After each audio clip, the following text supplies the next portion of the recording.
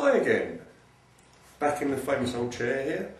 Thought it's been a little while since I've put any more films up on YouTube or MySpace and other places. So I thought I'd give you an update. I'd like to thank people all over the world who are emailing me questions, comments about the videos and things like that. And it's really nice to know that it's guiding and helping you. Now, there are two or three main things that come up in main questions. From the younger people, they ask how old you have to be become a witch. Well, the reality is if you've got the energies and the powers, then you can become a witch at any point in your life.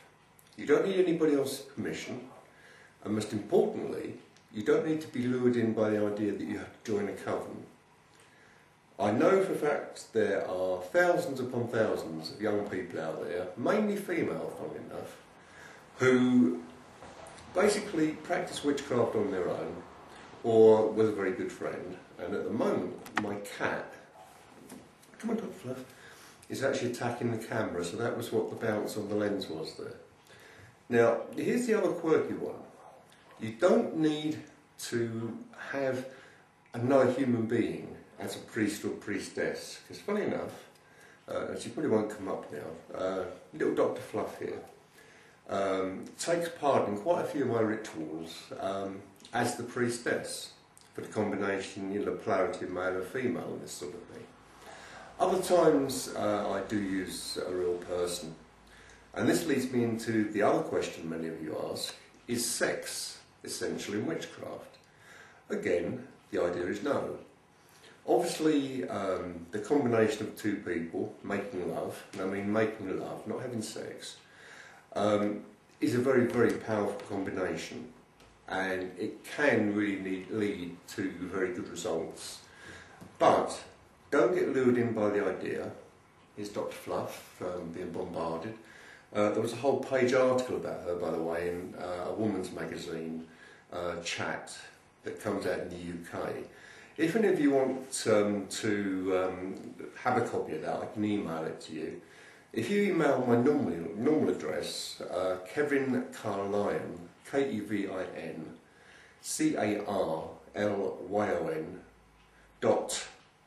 CARLYON.com, then I'll send you a copy of the article. But funny enough, it was on about how she's got healing powers and things like that, which she has, and hence why we called her Dr. Fluff. Back in 2000, funny enough, she was behind me in the bedroom. I turned around, it was either squash or jump, so I jumped, crunch, both bones in my lower right leg went. Because I'm diabetic, I was in plaster for 8.5 months. And then when we did some healing for Ozzy Osbourne, and I think she's going to attack the camera again. When we did some healing for Ozzy Osbourne, when he had his quad bike crash, apart from other things, he'd broken 3 ribs. And 3 days later, same cat in front of me, I went that way, she went that way, and then crunch, broke 3 ribs himself. And she's probably the only cat on the planet that's got a fully autographed picture from the whole Osbourne family. But let's go back to the idea of sex magic. Now, you will find that just like on the internet, there are perverts who become involved in witchcraft. And this is particularly aimed at you younger people. You don't have to be lured into a coven. You don't have to have sex with the high priest or the priestess. That's a fallacy that's been invented and put into it by a few of the more perverted people who claim that they can pass on their power by having sex. Magic is a gift that is within you. It's within me and many of you watching this film now. And I'm not saying there's nothing wrong with sex and witchcraft. In fact, I'm saying the opposite. Between male and female, the right polarity, then it can enhance and really, really affect the outcome of a spell. But just for the sake of it, no. Now, the other interesting one that I'll come to in a minute is about nudism in witchcraft. Now, there's nothing funnier than seeing a group of people standing around naked looking at each other's tits and bums. You know, they're there kind of more for the voyeurism than anything else. Now, the nudism part was actually put in by Gerald Gardner, who basically founded the Gardnerian part of witchcraft back in 1951.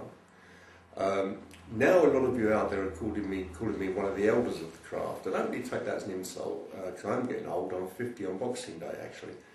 But I love sharing all these little things with you. And I'm going to be putting up a couple more films today after this one.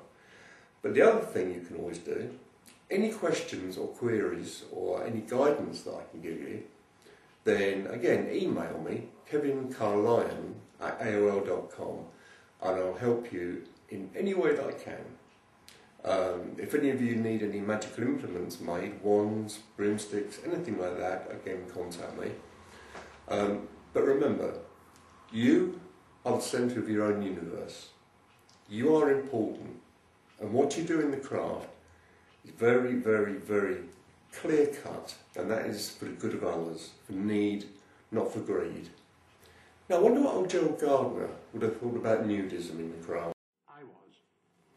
30 years ago, I was one of the first investigative reporters for ITV, and I had the great good luck of being in at the beginning when everything was new. Is it wrong to be out of step? Dan Farson goes out to challenge people who hold odd views about life. Are these people just cranks, or are they one step ahead of us? And now to meet the witch, Dr. Gerald Gardner, who lives in a ruined mill among a collection of eerie relics of witchcraft.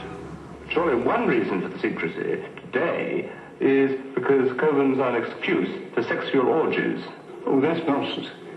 You see, they've got a very good religion of their own, and they work a little magic if they want to. And of course, most of it is just they have a little dinner and a dance. Well, what do you dress in when you dance? The traditional witch's costume. Which is what? The skin. In the nude? The nude, yes, exactly. Dr. Davis, why are you against nudism?